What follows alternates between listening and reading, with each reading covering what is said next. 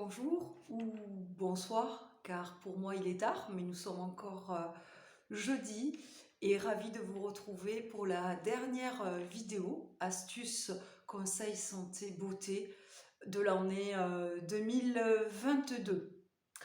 Alors, la fois dernière, nous avons parlé du hou, une plante qui avait de nombreuses vertus et plante de Noël, plante protectrice. Et là, aujourd'hui, je vais vous parler d'une plante également qu'il est très sympathique de suspendre devant sa porte. Donc, je vais vous expliquer d'où vient cette tradition, mais également, on s'embrasse pour la Saint-Sylvestre sous cet arbre où on a fait un petit bouquet. Donc je pense que vous avez pour certaines et certains deviné de quoi il s'agit. Donc avant tout, si tu me connais pas encore, je m'appelle Christine, je suis réflexologue plantaire, je pratique massage facial japonais avec la rose de Damas, huile d'abricot, huile d'argan, beauté, tonifiant, voilà, purification, détente, anti-stress. Et je suis basée à la Gore, donc dans le 64, à 20 minutes de Pau, 25 minutes, 20 minutes de l'Escar exactement, Navarins, Orthez, Arthez de Béarn, Artix Mourinx. Voilà, pour me contacter, un numéro de portable en dessous dans le descriptif de la vidéo, avec des tarifs pour les étudiants, pour les demandeurs d'emploi, des forfaits, très sympa. Voilà, voilà. Et donc mes passions sont, j'aime beaucoup la nature, j'aime beaucoup les enfants et j'aime également les animaux. Et bien sûr, on dit de moi que je suis le lien et que je fédère. Alors, cette plante, eh bien, il s'agit du gui. C'est pour ça que j'avais envie de dire embrassons-nous sous le gui. Et pourquoi est-ce qu'il faut s'embrasser sous le gui? Donc en fait, le gui, c'est amusant cet arbuste parce qu'en fait, il pousse sur des arbres et en fait, c'est un parasite dans le sens où il se nourrit en fait de la sève brute de l'arbre dans lequel il est, mais on peut dire également qu'il a un travail un petit peu d'harmonisation. Il travaille en partenariat car en fait, lui, il va redonner des sèves, mais qui, lui, elles, vont être un petit peu... Alors, je cherche le mot exact. Le mot exact, c'est des sèves riches en substances, pardon, nutritives. Donc, on peut parler d'osmose aussi. Et alors, il est souvent, en tout cas, moi, je vais vous parler du chêne. Le chêne qui, lui, symbolisait... Alors, pour les Gaulois, c'était un arbre qui symbolisait le soleil, la plante du soleil. Et donc le gui, lui, était, par exemple, lui symbolisait la lune. Alors pourquoi? Parce que les baies de gui blanches sont rondes, elles ressemblent à la lune, car également, ils poussent en fait dans les airs, dans les branches de l'arbre également. Et d'où cette symbolique entre le chêne chez les Gaulois, le soleil, et comme ce chêne était sacré par les Gaulois et par, bien sûr, on va dire leur chef spirituel, les druides, parce que vous parlez beaucoup de ça, et bien en fait, ça faisait donc soleil avec le chêne et le gui qui symbolisait le rapport à la lune. C'est pour ça qu'il était aussi sacré. Alors ce gui, il représentait, c'était vraiment une plante miraculeuse, une plante d'immortalité, une plante également aux nombreux bienfaits, ce que nous allons voir un peu plus tard. Vous allez voir également qu'il était utilisé dans la magie, même les Grecs, ils adoraient, et ses vertus magiques. Et je vais vous raconter de mémoire une petite légende également. Alors, pour commencer, donc je vais commencer sur ce porte-bonheur, cette prospérité.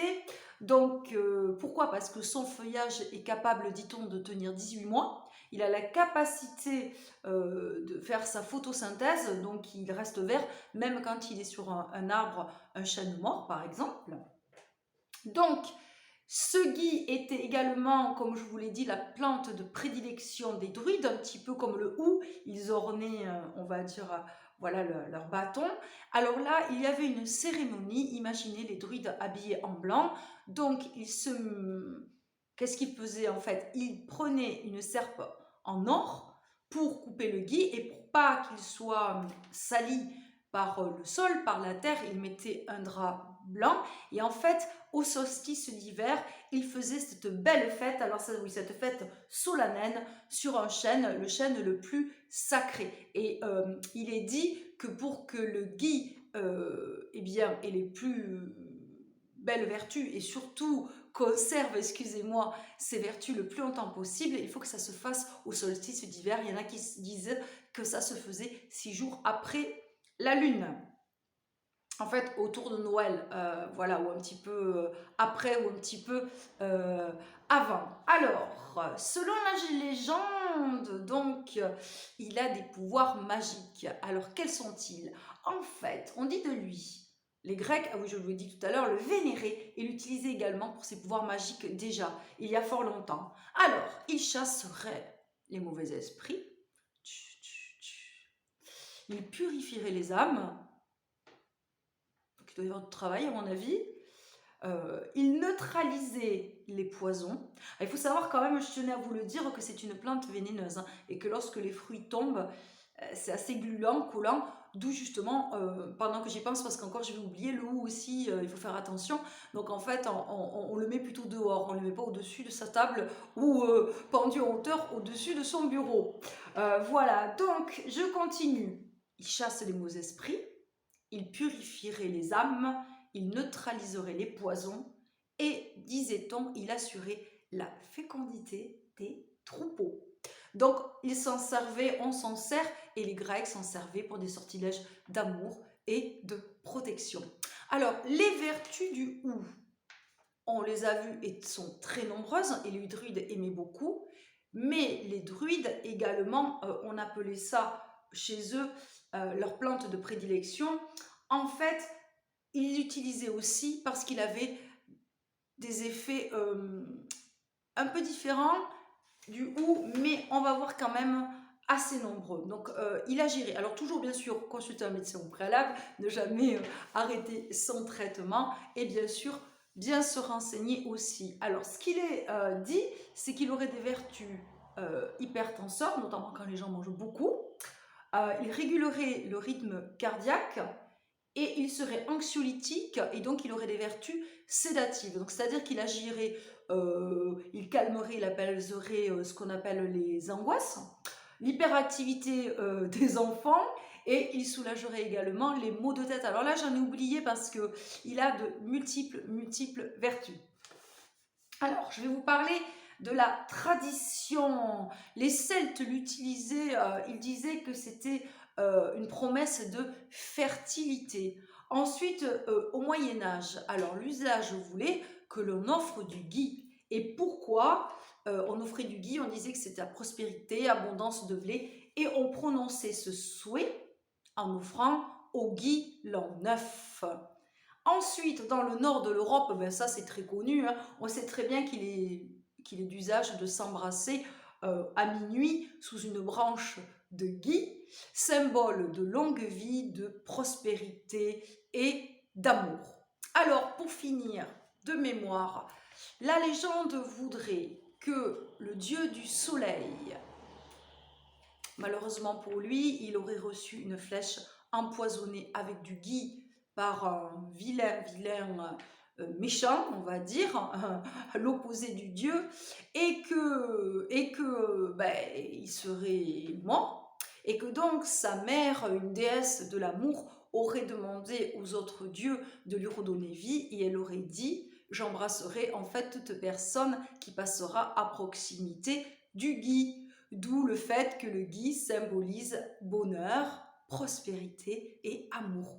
Eh bien écoutez, si vous arrivez à trouver du gui autour de votre maison, dans les bois, en forêt, et si vous arrivez aussi à en décrocher, bah, peut-être on n'en trouve pas forcément en hauteur des chênes, on en trouve dans des pommiers, dans d'autres arbres, eh bien vous pouvez donc soit le suspendre devant la porte extérieure de votre porte, puisque ça c'était la tradition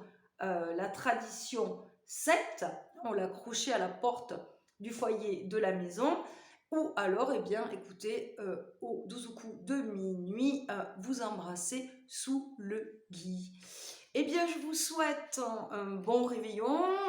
Si ben, les festivités, le repas, les plats, les mets, il y a des abus en tout genre, n'oubliez pas le citron avec de l'eau pour enlever les toxines et n'oubliez pas ensuite de nettoyer votre foie et un petit jeûne ou alléger également par la suite. Donc une pensée pour les personnes qui sont seules, qui ont perdu des proches, qui sont malades ou alités éventuellement. Et puis je vous retrouve en janvier pour vous souhaiter une bonne année 2023. Comment dire, qui va s'annoncer pleine de rebondissements et de surprises, je pense. Je vous envoie plein d'énergie positive. N'oubliez pas, vous êtes digne de bonheur, vous êtes digne de recevoir, vous vous aimez inconditionnellement. Euh, Aujourd'hui est une belle journée, il m'arrive de belles choses. Voilà, et puis donc à jeudi prochain. Et prenez soin de vous surtout et n'oubliez pas, la personne la plus importante, c'est vous. Bye bye.